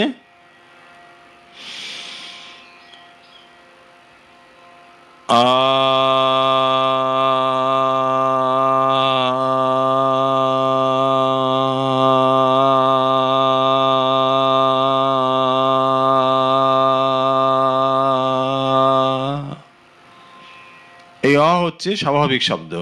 আবার দম নিন।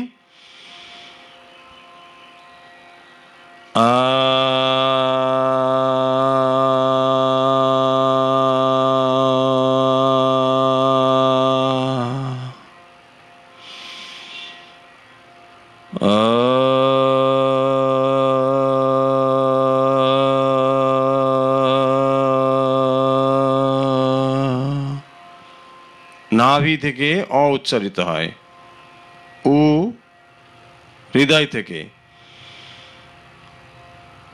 ও।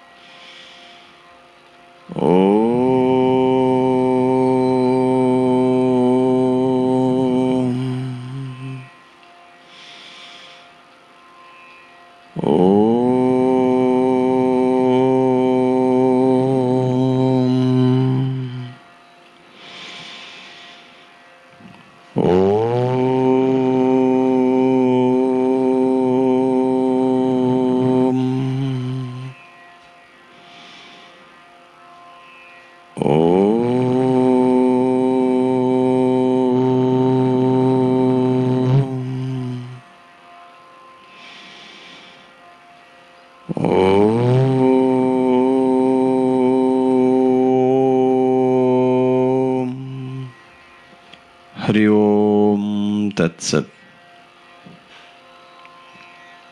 চোখ বন্ধই থাকবে।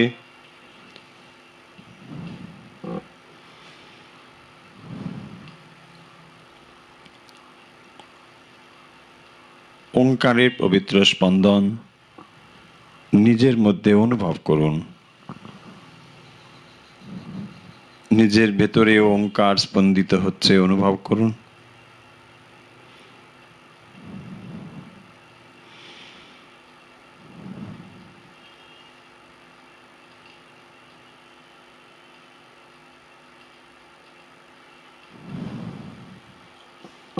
শ্বাস ধীরে ধীরে নিন,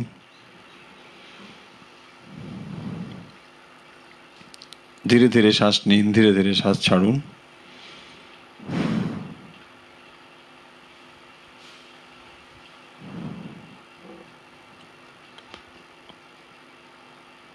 ওঙ্কারের স্পন্দনকে অনুভব করুন। নিজের মধ্যে ওঙ্কার স্পন্দিত হচ্ছে অনুভব করুন।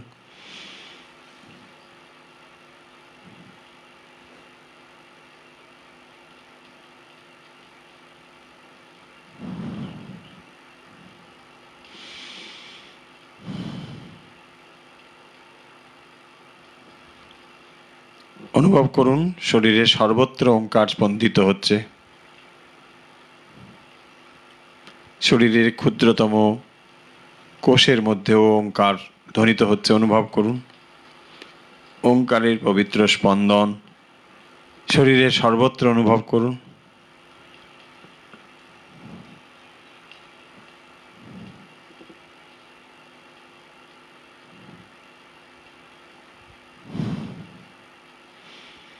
অনুভব করুন শরীরের সর্বত্র ওঙ্কার ধ্বনিত হচ্ছে অনুভব করুন।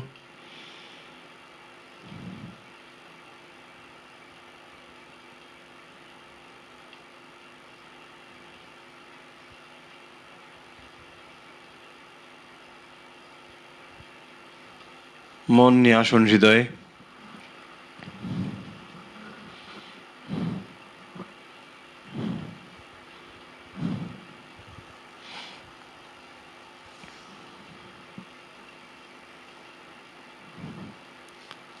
হৃদয়ে মন দিন, হৃদয়ে ওঙ্কারের স্পন্দনকে অনুভব করুন।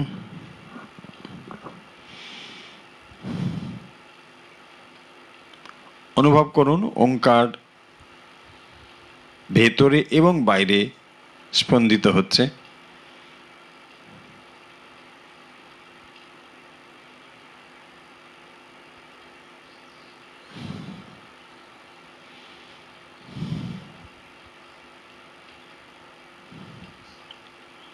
মন নিয়ে আসুন হৃদয়ে। ধীরে ধীরে শরীরকে শিথিল করে দিন। পায়ের পাতা থেকে মাথা পর্যন্ত সম্পূর্ণ শরীরকে শিথিল করে দিন। মনকে বলে দিন শরীরকে সম্পূর্ণ শিথিল করে দিতে। মনে মনে কল্পনা করুন পায়ের পাতা থেকে মাথা পর্যন্ত শরীর সম্পূর্ণ শিথিল।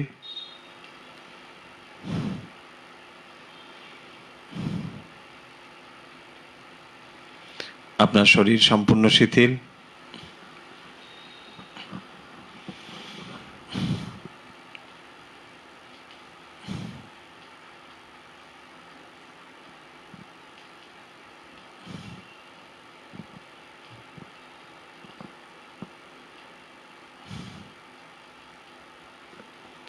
শরীর সম্পূর্ণ শিথিল।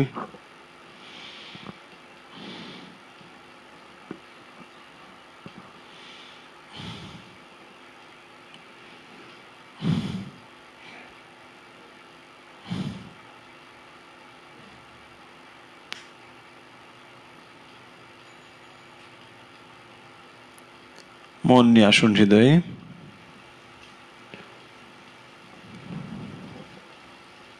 শ্বাস নিন ধীরে ধীরে, শ্বাস ছাড়ুন ধীরে ধীরে।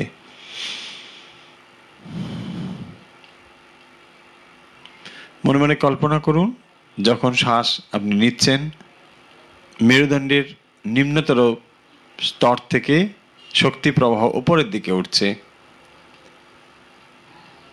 মেরুদণ্ডের ভেতরে যখন আপনি শ্বাস নিচ্ছেন, শ্বাস নেওয়ার সঙ্গে সঙ্গে মেরুদণ্ডের নিচ থেকে শক্তি প্রবাহ ওপরের দিকে উঠছে, এবং যখন শ্বাস ছাড়ছেন ওপর থেকে শক্তি প্রবাহ নিচের দিকে নামছে। এইভাবে কল্পনা করুন।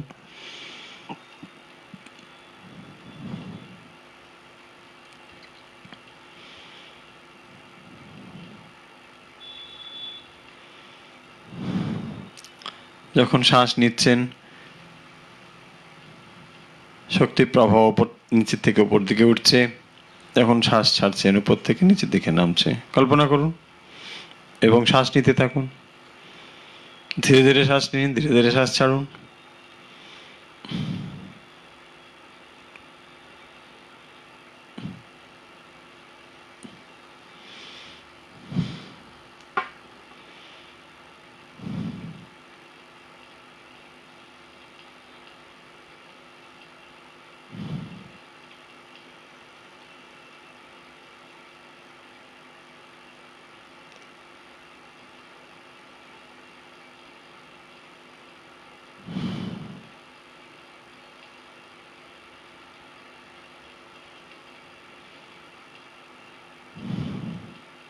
হয়েছে? এবারে মন নিয়ে আসুন আবার হৃদয়ে। কল্পনা করুন হৃদয়ে একটি পূর্ণ জ্যোতি, দিব্য জ্যোতি হৃদয়ে চিন্তা করুন।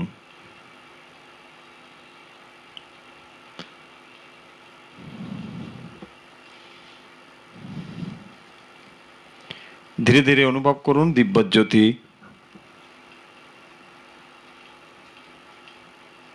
হৃদয়ে সর্বত্র প্রকাশিত হচ্ছে।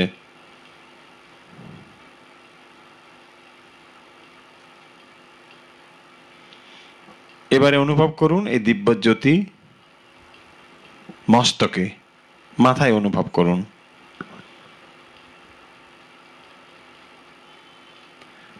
দিব্য জ্যোতিকে মাথায় অনুভব করুন। অনুভব করুন মস্তিষ্কের প্রত্যেকটি ক্ষুদ্রতম কোষের মধ্যেও দিব্য জ্যোতি প্রকাশিত। দিব্য জ্যোতিকে মস্তিষ্কের সর্বত্র নিয়ে যান, মাথা সর্বত্র নিয়ে যান দিব্য জ্যোতিকে।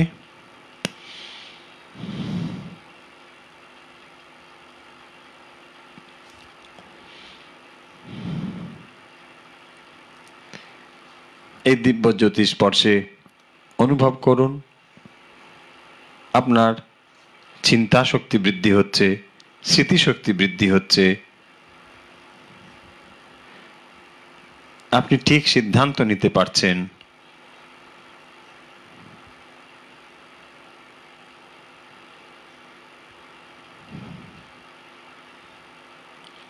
ভালো মন্দের বিচার ঠিক ঠিক করতে পারেন।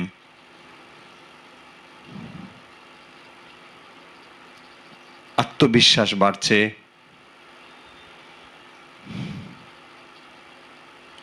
কর্মক্ষমতা বৃদ্ধি হচ্ছে,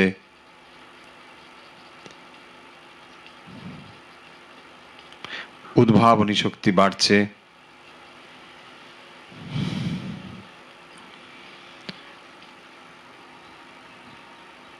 আধ্যাত্মিক শক্তির বিকাশ ঘটছে। দিব্যজ্যোতিকে এবারে অনুভব করুন চোখে, ডান চোখে, বাম চোখে অনুভব করুন। চোখের ভেতরে ধীরে ধীরে প্রবেশ করান। অনুভব করুন দিব্য জ্যোতি আপনার চোখের মধ্যে প্রবিষ্ট।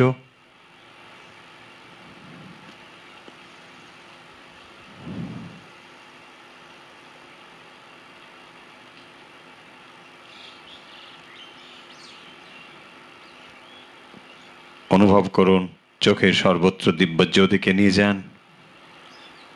দিব্য জ্যোতির স্পর্শে আপনার দর্শন ইন্দ্রিয় সুস্থ হচ্ছে, সুন্দর হচ্ছে। দৃষ্টিশক্তির বিকাশ ঘটছে, আধ্যাত্মিক দৃষ্টি খুলে যাচ্ছে।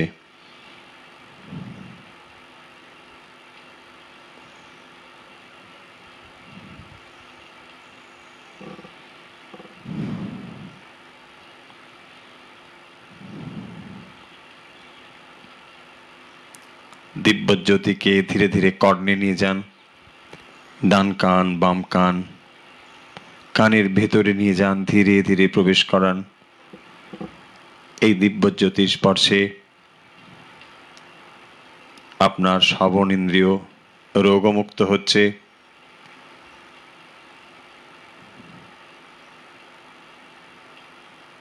শ্রবণ ক্ষমতা বাড়ছে,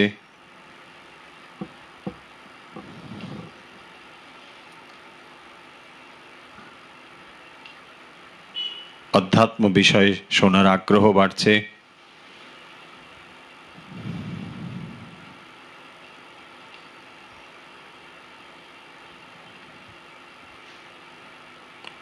শ্রবণ ইন্দ্রিয় নির্মল হচ্ছে, শুদ্ধ হচ্ছে।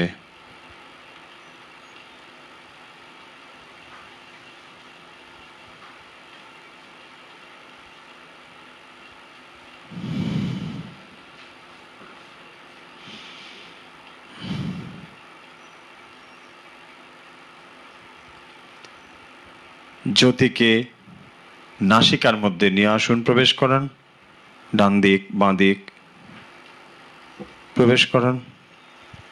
ধীরে ধীরে কল্পনা করুন আপনার ঘ্রাণ ইন্দ্রিয় নির্মল শুদ্ধ হচ্ছে, নাসিকার কোনো দোষ চলে যাচ্ছে।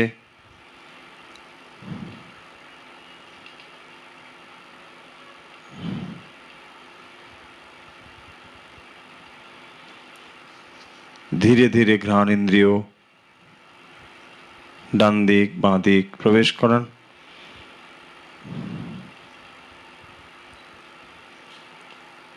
দিব্যজ্যোতিকে নিয়ে আসুন মুখের মধ্যে, জিহ্বা কণ্ঠ সর্বত্র নিয়ে যান। দিব্যজ্যোতির স্পর্শে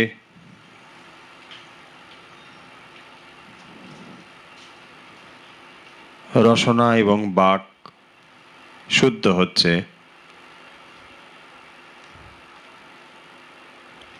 বাক শক্তি প্রকাশিত হচ্ছে। আপনার বাক্য শুদ্ধ নির্মল হচ্ছে, অনুভব করুন।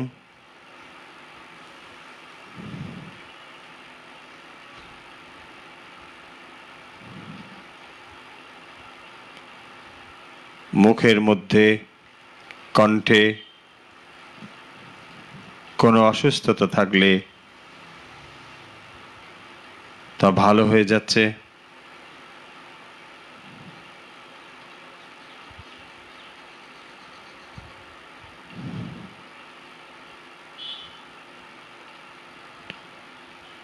বাক শক্তি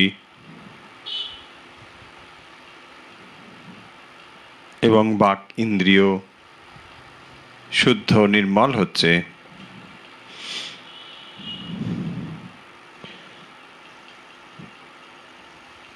দিব্যজ্যোতিকে নিয়ে আসুন হৃদয়ে,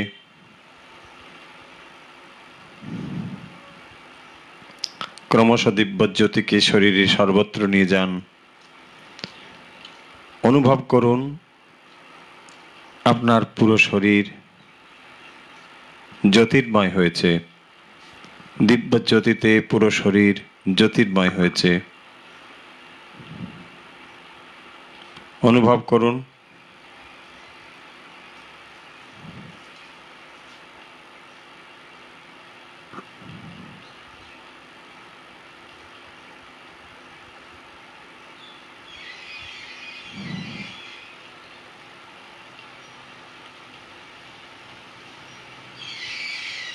এই দিব্যজ্যোতি এবং ইষ্ট ভিন্ন নয়।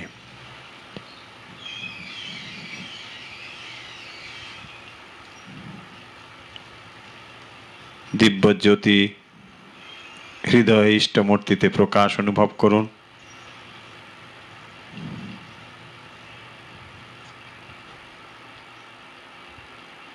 শ্বাস ধীরে ধীরে নিন, ধীরে ধীরে ছাড়ুন।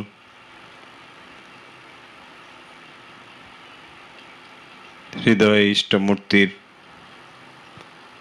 প্রকাশ লক্ষ্য করুন।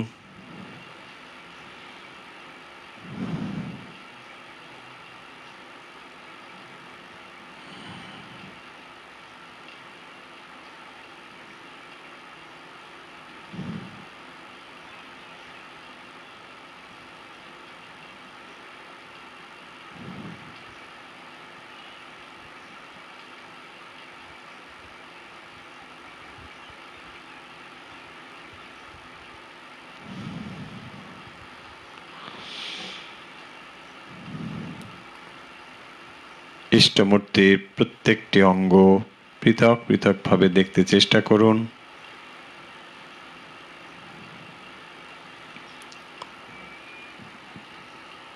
আমি এক অনন্য মানুষ। এই পৃথিবীতে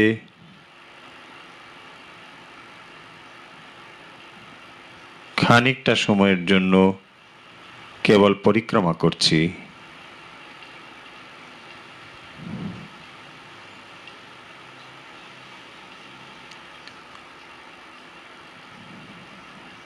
আমি ধীরে ধীরে সঠিক সিদ্ধান্ত নিতে শিখছি।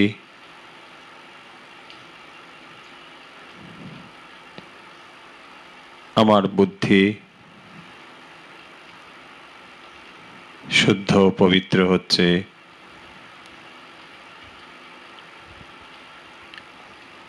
আমি আধ্যাত্মিকভাবে সচেতন। আমি অনুভব করি আমার মধ্যে আধ্যাত্মিক শক্তি রয়েছে এবং এই আধ্যাত্মিক শক্তির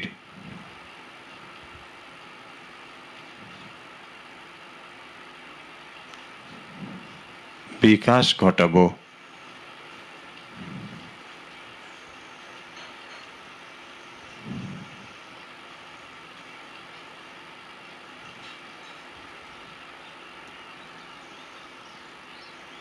আমার ধ্যানসিদ্ধতা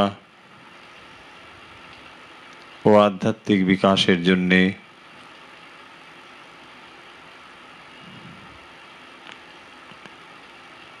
গুরু এবং ইষ্টের কাছে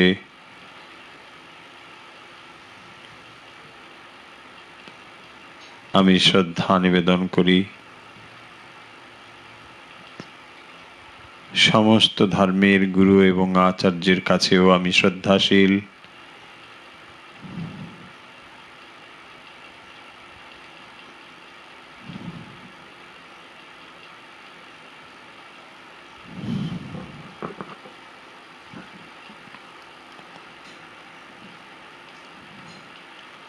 আত্মস্বরূপ আত্মচিন্তায়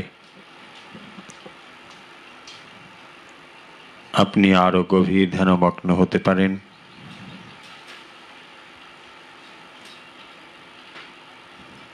আমরা স্বাভাবিক অবস্থায় ফিরে আসব 3 বার ওঙ্কার উচ্চারণ করে। ও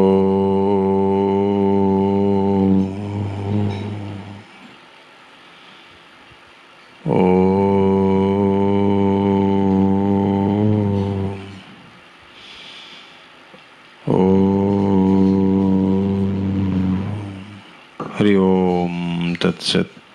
ধীরে ধীরে চোখের পাতা মেলুন, হাত নাড়ুন, পা নাড়ুন, হাত দুটো ঘষে চোখে এবং মুখে স্পর্শ করিয়ে দিন। আজকের অনুধ্যান এবং অভ্যাস পর্ব আমরা এখানে শেষ করছি। আশা করি এত সময় আপনারা আমাদের সঙ্গে ছিলেন, যারা তারা অভ্যাসও করেছেন এবং অনুশীলনও করেছেন। আজকে আমরা এই পর্ব শেষ করব গতকালের প্রশ্নের উত্তর দিয়ে এবং আজকের প্রশ্ন জানিয়ে। গতকাল যে প্রশ্ন ছিল, কথামৃতে হোমা পাখির বর্ণনা রয়েছে, এই হোমা পাখির বৈশিষ্ট্য কি, এইটি ছিল গতকালের প্রশ্ন। গতকালের প্রশ্নের উত্তর হচ্ছে, হোমা পাখি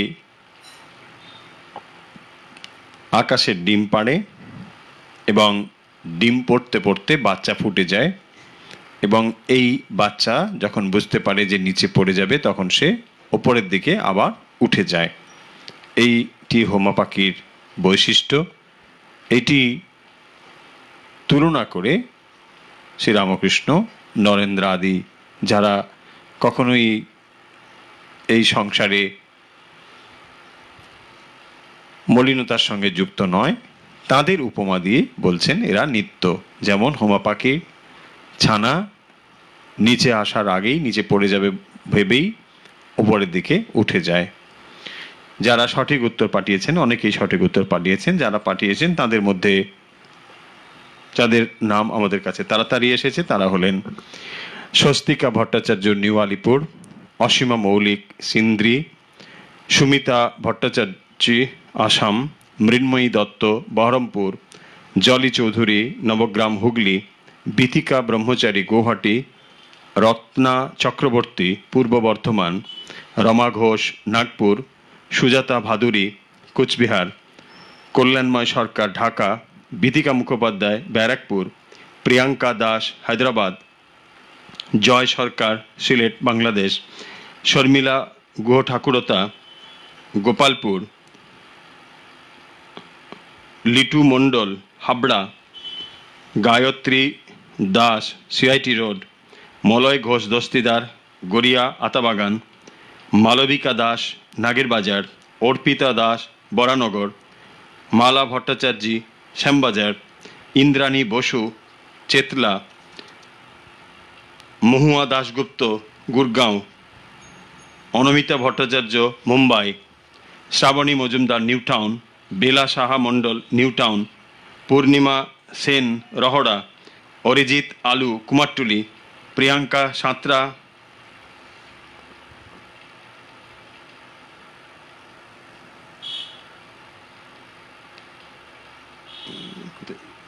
ইতালি; দিলীপ কুমার রায়, রাজারহাট।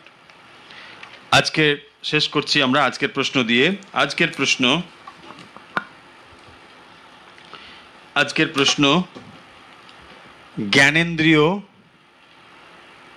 খুব সহজ প্রশ্ন না? আজকের প্রশ্ন হচ্ছে জ্ঞানেন্দ্রিয় কতগুলো আর কি কি?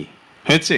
জ্ঞানেন্দ্রিয় কটি ও কি কি? একদম সোজা প্রশ্ন হয়ে গেছে, আমি জানি আপনারা এর মধ্যেই উত্তর লেখা শুরু করে দিয়েছেন। তো এই সহজ প্রশ্নের উত্তরটা পাঠিয়ে দিন তাড়াতাড়ি। আর উত্তর পাঠাবেন হোয়াটসঅ্যাপে নাম এবং সংক্ষিপ্ত ঠিকানা লিখে।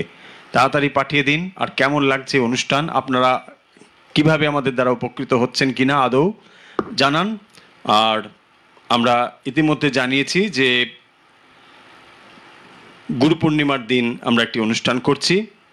তো আশা করছি সেই অনুষ্ঠানেও আপনারা আমাদের সঙ্গে থাকবেন এবং অন্যান্যরা যারা রয়েছেন আপনাদের সঙ্গে পরিচিত তাদেরকেও নিশ্চয়ই সঙ্গে নেবেন, জানিয়ে দেবেন এই আশা রেখে। এবং যে যেখানে রয়েছেন ঠাকুরমা স্বামীজির পরিবার যে যেখানে রয়েছেন সবাই সুস্থ এবং ভালো থাকুন।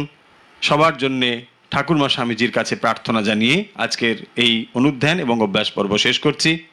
সর্বেত্র সুখিনো সন্তু, সর্বে সন্তু নিরাময়া, সর্বে ভদ্রাণি পশ্যন্তু, মা কশ্চিৎ দুঃখ ভাগ ভবেৎ। সবাই ভালো থাকুন, সুখে এবং শান্তিতে থাকুন। ওম শান্তি, ওম শান্তি, ওম শান্তি।